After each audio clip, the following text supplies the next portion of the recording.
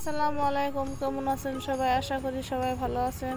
তো আপনাদের মাঝে নতুন একটি মজাদার রেসিপি নিয়ে হাজির হলাম। এদিকে মাছের মধ্যে লবণ, হলুদ, মরিচের গুঁড়ো দিয়ে ভালো করে মাখিয়ে নেব।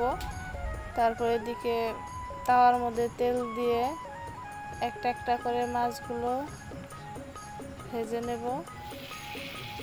মাছগুলো দেওয়া হয়ে গেছে, এখন পিট পিট করে ভালো করে ভেজে নেব।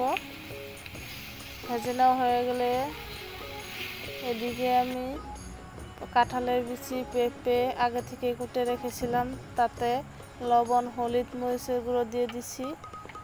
আর এদিকে কড়াইতে তেল দিয়ে পেঁয়াজ দিয়ে সবজিগুলো ছেড়ে দিচ্ছি। সবজিগুলো ভালো করে কষিয়ে নেব। কষানো হয়ে গেছে, এখন পানি দিয়ে দেব। সবজিতে পানি দেওয়া হয়ে গেছে, একটা একটা করে মাছগুলো ছেড়ে দিব। মাছগুলো ছাড়া হয়ে গেছে, এদিকে ঢাকনা দিয়ে দিব, তারপরে নামিয়ে নেব। দেখুন কত সুন্দর হয়েছে। ঘরে একবার ট্রাই করে দেখ।